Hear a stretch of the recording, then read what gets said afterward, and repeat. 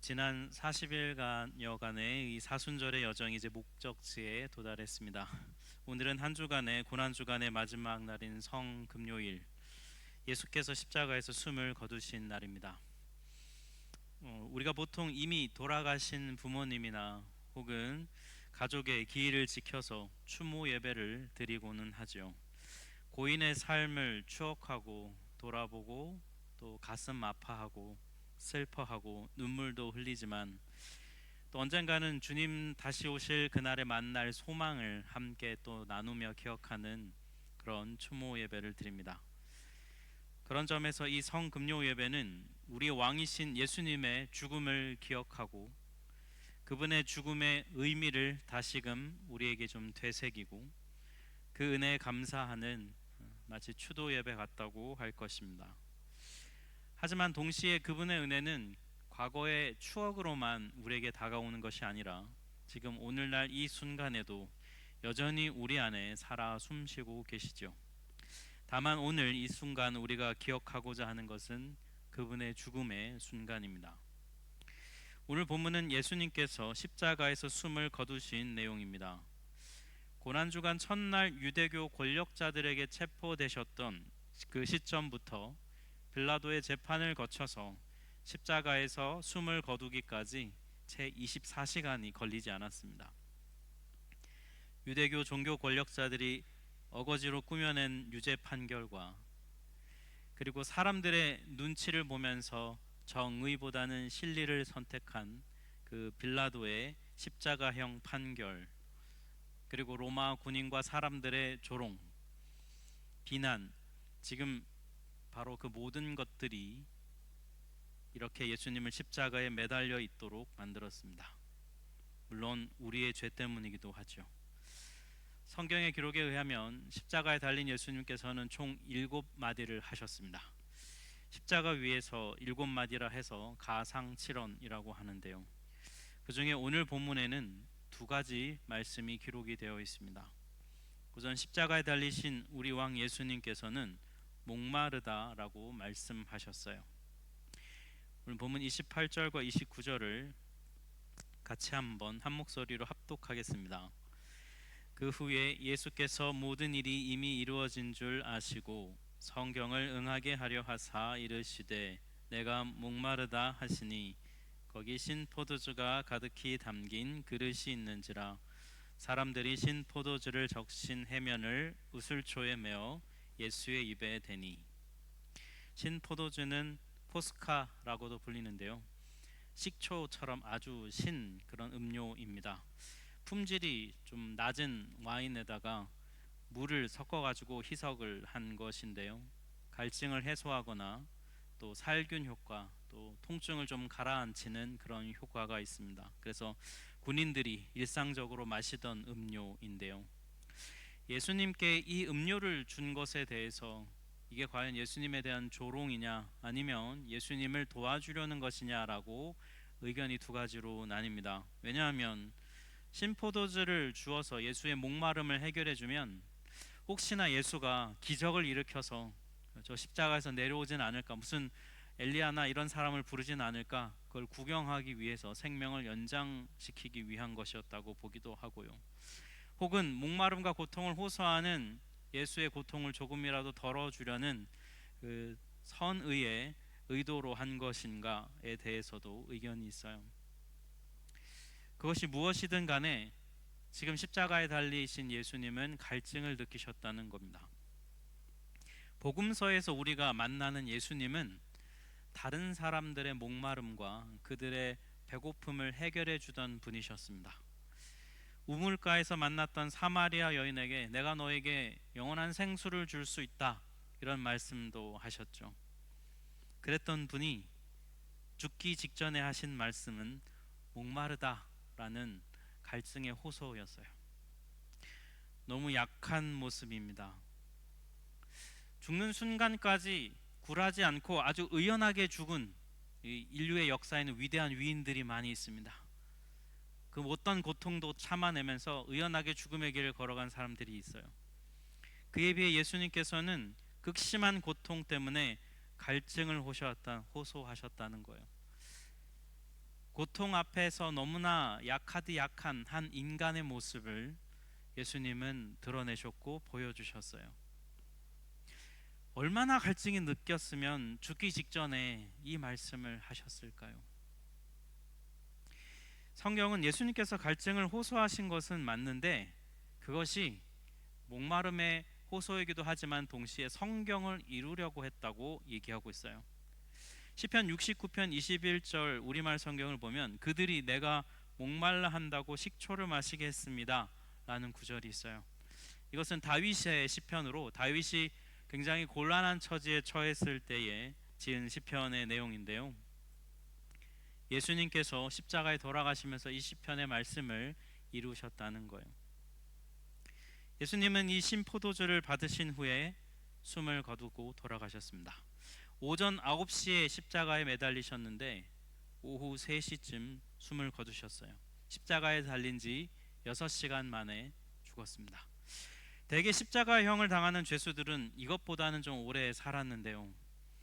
예수님은 이미 십자가에 달리기 전부터 많은 채찍질을 당해가지고 정상적인 몸의 상태가 이미 아니었습니다. 그래서 일찍 숨을 거두셨어요. 간혹 어떤 사람들은 의문을 제기합니다. 예수가 부활했다는 건 거짓말이라는 거예요. 왜냐하면 십자가에 달린 후에 6시간 만에 죽는 것은 흔한 일은 아니었기 때문이죠. 그래서 예수가 죽지 않고 기절을 했었다가 무덤에 갇혀 있다가 나중에 깨어나서 무덤에서 도망쳤다라고 주장을 하기도 해요. 그런데 그것이 거짓임을 우리는 알 수 있는데요. 본문을 보면 명백히 알 수 있습니다. 유대의 지도자들이 십자가에 달린 이 예수와 두 범죄자들을 치워달라고, 그 시신을 치워달라고 빌라도에게 요구합니다. 왜냐하면 이제 곧 유대 명절 유월절의 시작이고 안식일인데 언제 죽을지 모르는 시신이 공공연히 길거리에 이렇게 매달려 있으면 시신을 가까이 가거나 혹시나 접촉하게 되면 부정해지기 때문이에요. 그러면 유월절에 참여하지 못하게 되기 때문에 이걸 치워달라고 요구합니다. 거기에 대해서 이렇게 성경은 기록하고 있습니다. 32절과 34절 말씀을 합독하겠습니다. 군인들이 가서 예수와 함께 못 박힌 첫째 사람과 또 그 다른 사람의 다리를 꺾고 예수께 이르러서는 이미 죽으신 것을 보고 다리를 꺾지 아니하고 그중 한 군인이 창으로 옆구리를 찌르니 곧 피와 물이 나오더라. 군인들이 보니까 예수님 양옆에 있는 두 죄수는 이미 아직 숨이 붙어 있었습니다. 그래서 다리를 부러뜨렸어요. 다리를 왜 부러뜨리냐면 이렇게 십자가에 매달려 있잖아요. 근데 몸이 자꾸 처질 때마다 다리가 멀쩡하면 다리에 힘을 주어서 이렇게 몸을 지지할 수 있어요. 그런데 다리를 부러뜨리면 몸이 밑으로 처져도 다리에 힘을 줄 수가 없습니다. 그럼 어떻게 될까요? 이렇게 폐가 눌리게 되고 숨을 못 쉬게 돼서 결국은 질식해서 죽게 됩니다. 십자가에 달린 사람을 빨리 죽일 때 쓰는 방법이 다리를 꺾는 거예요. 근데 예수를 보니까 이미 죽은 거예요.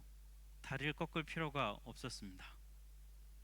그래도 혹시 모르니 확인차 예수님의 옆구리를 창으로 푹 찔렀어요. 피와 물이 나왔다고 합니다. 보통은 찌르면 피만 나와야 하는데 피와 물이 섞여서 나왔다는 건데요. 이것은 의학용어로 심낭삼출, 굉장히 어려운 말인데 극도의 고통과 스트레스, 극도의 아픔으로 죽다 보면 그 과정에서 심장 주변에 물이 고이게 되고 이것이 피와 함께 섞여서 쏟아져 나오게 된다고 해요. 이미 사망한 사람에게서 일어나는 거란 것이죠.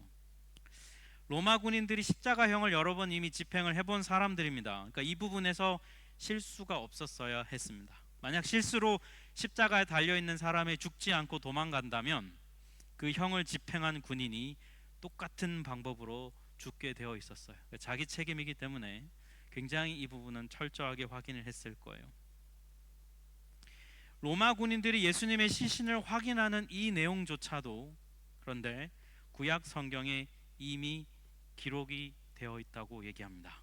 오늘 본문 36절 37절을 보면 이렇게 되어 있습니다. 이 일이 일어난 것은 그 뼈가 하나도 꺾이지 아니하리라 한 성경을 응하게 하려 함이라.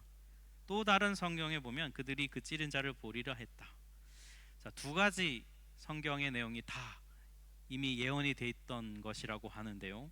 뼈가 꺾이지 않았다는 것은 어디에 나오냐면 출애굽기 12장 46절과 민수기 9장 12절에 보면 뼈를 꺾지 말아라 라고 나와. 이게 뭐냐면 유월절 어린 양 잡는 규례에 나오는 내용입니다. 어린 양을 잡되 뼈는 절대로 꺾지 말라고 규정에 나와 있어요. 예수님이 유월절 어린 양처럼 십자가에서 죽으신 그것을 말씀하고 있습니다. 또 그 찌른 자를 바라보리라 하는 내용은 스가랴서 12장 10절 말씀에 나와 있는데요. 내가 다윗의 집과 예루살렘 주민에게 은총과 간구하는 심령을 부어주리니 그들이 그 찌른 바 그를 바라보고 그를 위하여 애통하기를 독자를 위하여 애통하듯 하며. 하나님께서 사람들의 마음에 감동을 주셔서 그들로 하여금 회개하게 하신다는 말씀인데요. 감동케 하는 방법이 뭐냐면 사람들이 자신이 찌르고 나서 그 찔린 사람을 보면서 애통해 한다는 거예요. 아, 내가 이 사람을 죽였구나. 바로 내가 살인자구나 하면서, 그리고 자기의 하나밖에 없는 아들이 죽은 것처럼 애통하고 슬퍼한다는 말씀이요. 예수께서 죽은 후에 창에 찔리신 장면이 바로 이 스가랴 12장 10절 말씀의 성취라는 겁니다. 요한복음은 우리에게 말해주고 있습니다. 예수님은 마지막 죽는 그 순간까지, 죽음 이후에도 다 말씀을 이루는 과정이었다라고 우리에게 말해주고 있어요. 여러분, 예수님의 죽음이 말씀을 다 이루는 과정이었다는 것은 무슨 뜻일까요? 예수님은 당신께서 어떻게 죽을지 이미 알고 계셨다는 것입니다. 십자가에서 죽는 것, 그것이 자신의 길임은 이미 알고 계셨어요. 그런데 그게 끝이 아니라 십자가에서 어떤 고통을 당하고 어떤 과정을 겪어서 죽을 것인지 그 과정 하나하나 모든 스텝, 그것까지 이미 다 알고 계셨다는 것입니다. 말씀을 이루었다는 것은, 말씀이신 예수님은 이미 자신이 어떤 길을 하나하나 걸어가야 될지 디테일하게 다 알고 계셨다는 거예요. 얼마나 힘들고 고통스러운지 이미 알고 계셨다는 겁니다. 십자가에 달리기 전부터. 그럼에도 불구하고 예수님은 이 십자가를 선택하셨어요. 이미 뻔히 얼마나 힘들지 알고 있는 그 길, 너무나 고통스러울 것이 뻔히 보이고 분명히 아플 거라는 것을 알고 있으면요, 우리는 웬만하면 그 길을 선택하지 않아요. 어떻게든 고통을 회피하고 어떻게든 힘든 건 안 하고 싶은 게 우리의 본성입니다. 그렇지만 간혹 우리가 힘들지만 어려울 걸 알지만 그럼에도 할 때가 있습니다. 언제 그럴까요? 이건 피할 수 없이 반드시 해야 되는 일일 때 우리는 그걸 하게 되고요. 또 내가 아니면 도저히 할 사람이 없을 때 우리는 고통스럽고 힘들지만 그걸 감당하기도 하고요. 또 내가 정말 사랑하는 그 누군가를 위해서 아프고 힘들지만 그 사랑하는 사람을 위해서라면 기꺼이 고통을 감내하는 그런 이유가 있을 때 우리는 그 길을 걸어갑니다. 바보처럼 알면서도 그 고통을 선택하지요. 예수님께서 십자가의 죽음을 선택하신 것도 바로 이런 이유 때문입니다. 다 알면서 어떤 아픔이 기다리고 있는지, 어떤 고통이 있는지 뻔히 다 알면서 예수님은 그 길을 가셨어요. 일부러 이 길을 선택하셨습니다. 겟세마네에서 너무나 고통스러울 것, 그리고 아플 것, 하나님과의 관계가 끊어지는 그 가장 큰 고통을 앞에 두고도 피하고 싶은 마음이 있지만 그럼에도 순종으로 걸어가셨어요. 기꺼이 자신이 사랑하는 자들을 위해 자신을 버리셨습니다. 바로 이분이 우리가 믿는 우리의 왕입니다. 우리는 이런 분을 내 왕이라고 고백하는 그분의 백성들이에요. 그를 지지하고 그를 따르는, 나를 사랑해서 나 대신 죽음의 길을 갔다는 것 알기에 그 은혜에 감사한 마음으로 우리는 그분을 따르는 그분의 지지자이고 백성들입니다. 여러분, 그러니 우리는 얼마나 복된 자들입니까? 나를 위해서 기꺼이 고통을 감내하는, 나를 위해서 기꺼이 목숨을 내줄 줄 아는 왕을 소유한 백성입니다. 우리가 얼마나 자랑스러운가요? 우리의 왕의 유언이 뭐였냐면 이것입니다. 19장 30절 말씀 다 같이 합독해 봅니다.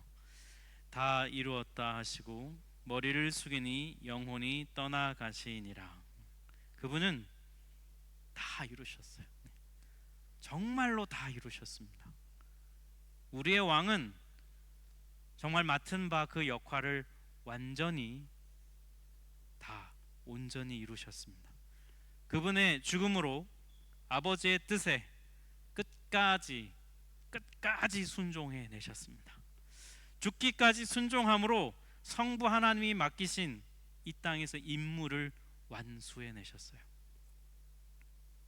그렇게 여러분, 오늘 우린 이 시간 그분의 죽음을 기억하며 이 자리에 있지만 우리는 그분의 죽음을 찬양하는 것입니다. 이 말이 이상하게 들릴 수 있습니다. 죽음을 찬양한다니. 하지만 여러분, 이게 사실이에요. 우리 왕의 죽음을 우리가 찬양합니다. 왜냐하면 그분은 자신의 죽음으로 우리를 살려주셨기 때문입니다. 그분은 자신의 죽음으로 우리에게 승리를 안겨주셨기 때문입니다.